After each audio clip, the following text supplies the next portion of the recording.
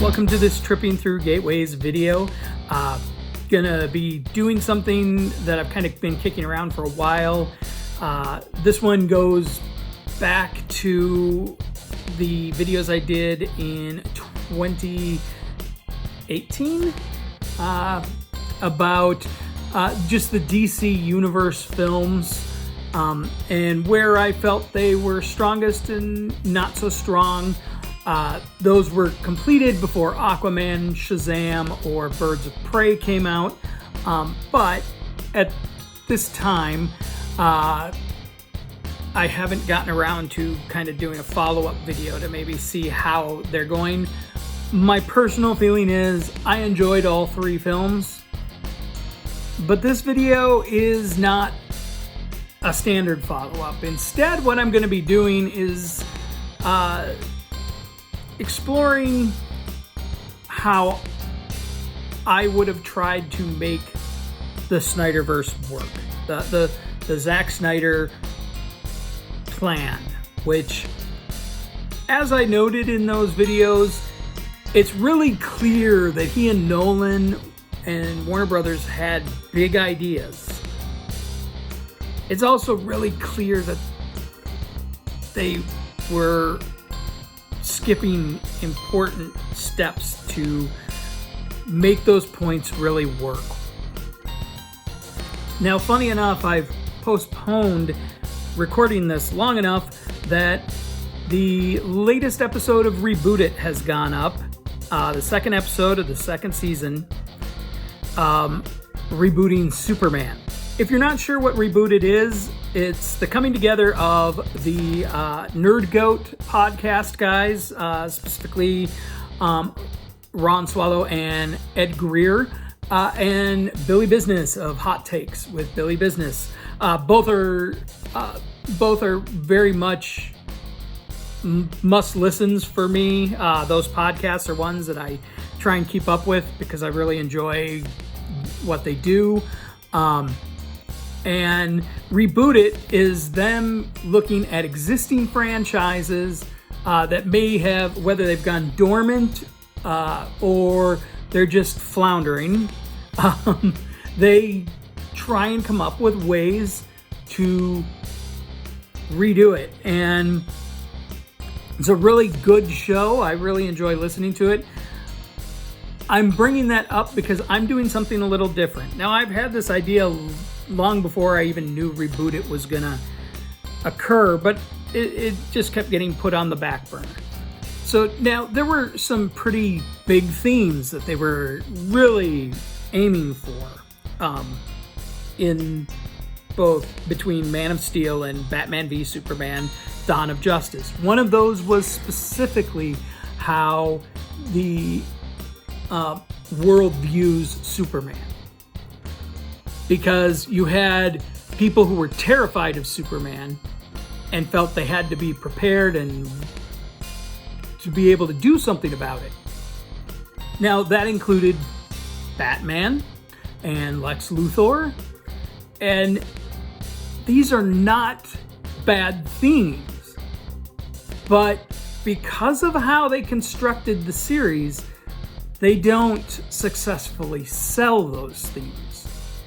And so what this video is my exploration of how that could have been avoided. How they could have done the epic stuff that they wanted to. The idea of man versus God, Superman versus Batman. I'm taking a different tact from Reboot It right there, because my goal is to work with what we had and tweak that. In other words, in this hypothetical fantasy, I've found a time machine and I've gone back and replaced Christopher Nolan as somebody giving guidance to Zack Snyder and Warner Brothers. And step one, Zod is not the villain of the film. Instead, we keep it smaller. Superman is in Metropolis, and he's active as Superman. In fact, we kick it off with a Superman who has been active for about 6 to 8 months. People know who he is, and we see lots of moments of him randomly saving people. But we're going to take our cue from John Byrne's Man of Steel series. Lex Luthor's kind of the background player of this film. He's not the central villain, he just pops up in key scenes. What we would do is, in an early scene, Lex Luthor, Lois Lane, and several other people are on a yacht for a big party that Luthor is throwing. What happens is the parasite shows up. The parasite is attacking people. Superman comes in, he saves the day, he captures Parasite. And as he's trying to make sure that people are okay, and he's going to get the boat, get everyone to safety, so that we can get medical attention. Luthor's like, no, look, there's a medical boat on its way already, right in the line of sight. He doesn't have to do anything. But, well, Lex Luthor is impressed, and has been impressed with Superman for a while. And so he's going to make him an offer that Superman can't refuse. He wants to put him on the LexCorp payroll. And he writes a big check. And Superman looks at the check, heat visions it, and is like, that's not why I'm doing this. This isn't a paycheck job. This is me using my gifts to make the world a better place. And this, of course, pisses off Luthor. Luthor is angered by Superman's audacity to reject him. Lois Lane, of course, thinks this is pretty slick. She's impressed, and not just in a and I want to make it clear, she's impressed in a, this guy stands up to Luthor. She doesn't see people do that very often. The main villain that comes in that Superman ultimately has to resolve the conflict with is Metallo. My personal idea for casting for Metallo would be John Hamm. He's got this great jawline and the chin. I think he'd look pretty cool. Especially if he's had battle damage where he's like the skin on his face is gone in places because before he opens up his chest and it reveals the kryptonite. Now, what the movie would reveal is that Parasite and Metallo are funded by Lex Luthor. Superman knows this but can't prove it, and so Lex Luthor gets to, live for another day. I'll admit that's as far as I've really thought. Metallo is basically the central villain, and so you would have a hint at the end, maybe a mid or post credit scene that shows Gotham, and you just see Batman, his cave whipping in the wind, doing the gargoyle pose. And so that, of course, would lead us to the Batman. And in that, you're seeing the seeds of the things that play out in Batman v Superman, where he's taking that whole thing about, the cowardly hearts deeper.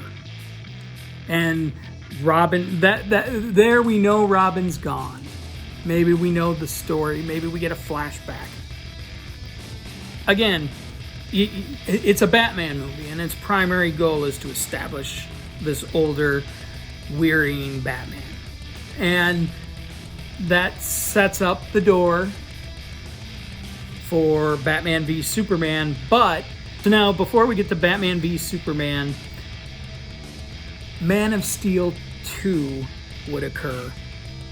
Because that movie really carries through further how much the public loves Superman. Superman's awesome. Everybody's excited by him. Luthor hates him. Luthor's working to change his image, and nothing Luthor can do seems to work. Maybe there's a couple minor villains that he bankrolls that fight Superman, but it's the arrival of Zod, it's the fight with Zod that suddenly makes people a little more nervous about Superman. Suddenly, the God who will always save us looks a little dangerous. Like, he might hurt people? Not necessarily intentionally, but what if he went off the rails? What if he decided he wanted to rule instead of serve?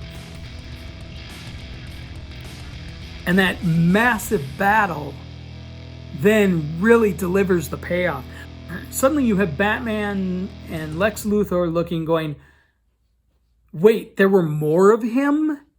That's scary. And we need to, you've got Luthor's plans to be ready, and you've got Batman going, this guy's too dangerous. We saw what a whole bunch of Supermen are like. I don't care how benevolent people think he is. We can't assume that will last. So you get a lot of the Batman v Superman stuff. Hopefully it gets done a little more tightly, a little better. But, you know, that would have set up those things that Zack Snyder was trying to do. And personally speaking, I think it would have done it in a way that really would have hammered home those themes in a way that would be satisfying for most audiences. Giving Superman a lighter tone, where in Man of Steel and like the first half of Man of Steel 2, Superman is a bright, aspirational, hopeful character. But that second half, the introduction of Zod, suddenly makes people see the potential danger and scariness inherent of someone holding that kind of power. Now, I know that would push Wonder Woman back like a space, but I think that is pretty easily justified. One of the nice things with the Wonder Woman film was that it was largely self-contained. You didn't need to watch Batman v Superman to understand what was going on in that movie, and that was a good thing. Justice League kind of plays out as a redemption of Batman's story. So your second Batman film, you have him set up better. And so there you have it. That is how I would use my time machine, the one I absolutely do not have, to go back in time, become the advisor replacing Nolan for the DC Extended Universe, with Zack Snyder staying at the helm, and how I would guide his hand, hopefully, to achieve the themes that he wanted. They're big themes, but they're good themes, and done well, as many comics have managed to do. I think these films would be much less derided than they are. Well, thank you for watching all the way to the end, and please feel free to hit the like and subscribe buttons. You can also hit the not like button. You know, I guess that works too. You can visit me at trippingthroughgateways.com, which is my film blog. I'm trying to get more up to date, and especially because I really dropped off between about Thanksgiving to last month. You can also follow me on Twitter at Tom Wade. That's THOMWADE. I have a coffee page that is right in front of you. So thank you again for watching, and I really hope the Reboot It guys don't sue me.